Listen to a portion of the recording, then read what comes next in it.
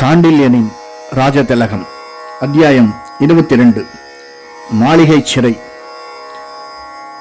கையில் அலங்கார சிறுவிளக்கேந்தி தங்கமேனைக்கு குறுக்கே காஞ்சியின் பட்டு ஜரிகை தகடியொன்று முப்புரி நூலை போல ஓடி திரண்ட தோள்களைத் தழுவி அப்புறம் செல்ல தூங்காததற்கு அறிகுறியாக குழல்கள் சீராக முகத்தின் இருபுறமும் அணைத்து கிடக்க, ராஜசிம்மா, விடு அவளை என்று உதடுகள் உதிர்த்த சீற்றம் சற்றும் துலங்காத சாந்தமான விழிகள் அவனை அளவெடுக்க, ஆஜானுபாகுவாய் மிக அழகாய் கம்பீரமாய் கவிதை கடலும் வேதசாஸ்திர விற்பன்னருமான ஆச்சாரிய தண்டி கூடத்தின் மூலையில் நிற்பதைக் கண்ட பல்லவேளவனின் கைகள் ராஜமோகினியின் தோள்களை விட்டு விசையால் முடுக்கப்பட்டவை போல் விலகின.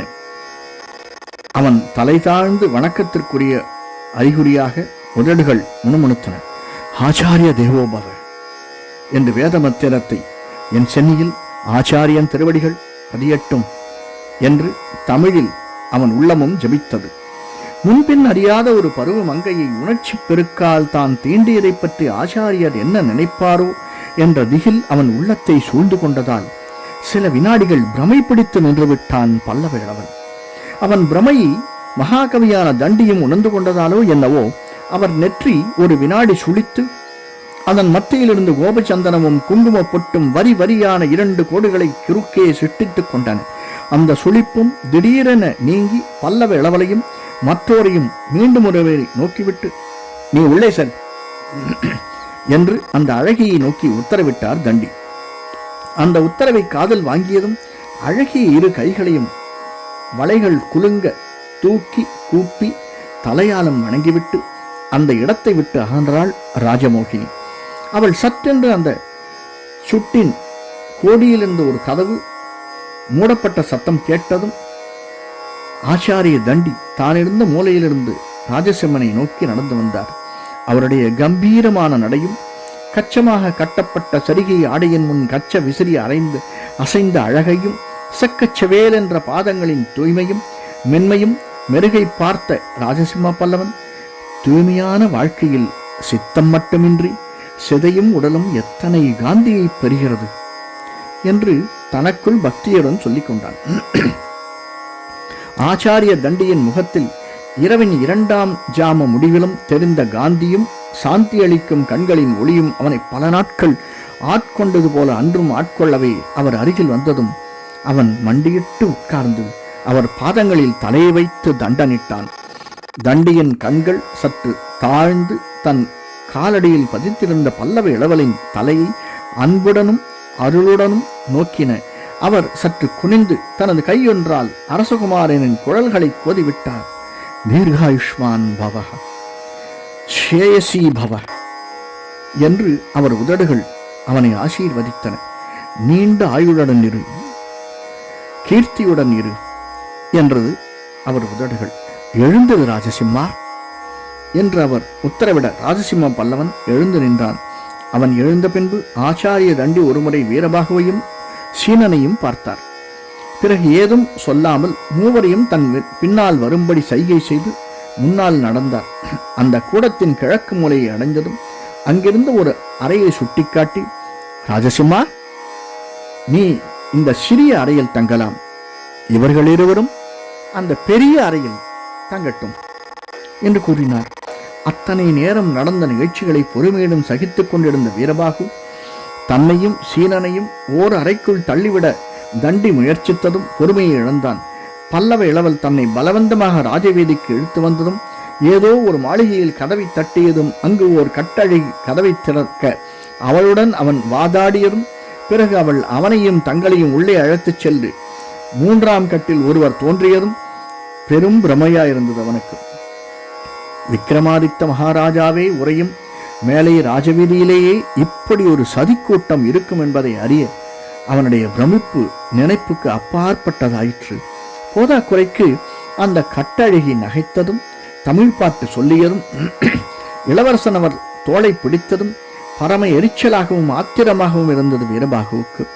அந்த கூட்டத்தின் மூலையில் ஒரு மனிதன் முளைத்ததும் அவன் தன்னை யார் என்று கூட விசாரிக்காமல் கிழக்கு மூலைக்கு அழைத்து வந்து சீனனுடன் ஓர் அறையில் தங்க உத்தரவிட்டதும் அவன் பொறுமையை பெரிதும் சோதித்து விடவே அவன் ஆச்சாரியரை பார்த்து, நான் யார் என்று தெரியுமா உங்களுக்கு என்று சீற்றத்துடன் கேட்டான். ஆச்சாரிய தண்டியின் இதழ்களில் சற்றே புன்முறுவல் பூத்தது. யாரப்பா நீ என்று வினவினார் சாந்தத்துடன். சாளுக்கிய உபதளபதி என்றான் கம்பீரமாக வீரபாகு. அப்படியா, சந்தோஷம் என்றார் தண்டி விகசித்த புன்முறுவலை சிறிதும் குறைக்காமல். என் பெயர் வீரபாகு என்றான் மீண்டும். வீரனுக்கு தகுந்த பெயர்தான் என்றார். தங்களை பார்த்தால் பெரியவராக தெரிகிறது. அப்படியா? ஆம், வைதிகராகவும் தெரிகிறது. சரி, விஷயங்களை நன்றாக புரிந்து கொள்ளும் சக்தி எனக்கும் உண்டு என்று தன் பிரதாபத்தை எடுத்துக் கூறிய வீரபாகு, வணங்குகிறேன் என்று கூறி தலையையும் வணங்கினார். தீர்காயுஷ்மான் பவஹ என்று ஆசீர்வதித்தார் தண்டி. இதை கேட்ட வீரபாகு மகிழ்ச்சி புன்முறுவல் கொண்டான். பெரியவரே, நீங்கள் இப்பொழுது செய்த ஆசீர்வாதம் மனப்பூர்வமாக செய்யப்பட்டதா என்று வினவினான். புருவங்கள் மேலிருந்த தண்டி கேட்டார். ஏன், அதில் என்ன சந்தேகம் உனக்கு? வீரபாகு மெல்ல நகைத்தான். சந்தேகத்துக்கு காரணம் இருக்கிறது என்று கூறினான் நகைப்பையொட்டி. என்ன காரணம் அப்பா? இந்த சீனனுடன் என்னை தனி அறைக்கு அனுப்புகிறீர்கள். என்னை கொன்றுவிட இவன் பூனாகம் வைத்திருக்கிறான் என்று மர்மத்தை உடைத்தான். ஆச்சாரிய தண்டி பல்லவ இளவனை நோக்கி, பூனாகமா, அதென்ன என்று வினவினார் வியப்புடன். இளவரசர் பதில் சொன்ன முன்பு யாங்ஷின் அந்த சின்னஞ்சிறு கத்தியை எடுத்து காட்டினான்.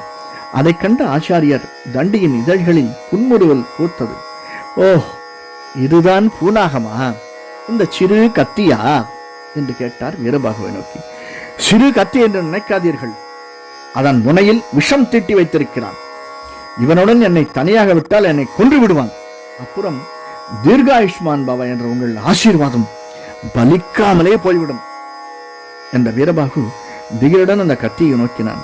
வீரனே, அஞ்சாதே. இந்த மாளிகையில் நீ இருக்கும் வரையில் உனக்கு எந்தவித ஆபத்தும் நேரிடாது. இங்கே யாரும் யாருக்கும் எந்த தீங்கையும் விளைவிக்க முடியாது என்ற வீரபாகுவுக்கு உறுதி கூறிய தண்டி வீரபாகுவையும் சீனனையும் அந்த பெரிய அறையை நோக்கி அனுப்பிவிட்டு இளவரசனை மட்டும் தன்னுடன் அழைத்து கொண்டு சென்றார். அந்த மூன்றாவது கட்டின் மற்றொரு மூலையில் இருந்த தமது அறைக்குள் இளவரசனை உட்கார அழைத்துச் சென்ற தண்டி மகாகவி அங்கிருந்த பஞ்சனையில் உட்கார்ந்து கொள்ள ராஜசிம்மன் தரையில் அமர்ந்தான். ஆச்சாரிய தண்டியின் அறை அவனுக்கு புதிதல்ல. காஞ்சி மாநகரில் வித்தை பயின்ற பல நாட்கள் அந்த அறையில் அவன் உட்கார்ந்திருக்கிறான். ஆச்சாரியருடன் தர்க்கம் செய்திருக்கிறான். அதே பஞ்சனையில் அவருக்கு சரண சேவையும் செய்திருக்கிறான். இருப்பினும் அன்றும் அந்த அறையை சுற்றி முற்றும் பார்த்தான். அறையில் இருந்த அந்த பஞ்சனையின் மீது அன்றும் அந்த மாந்தோல் விரிந்து கிடந்தது.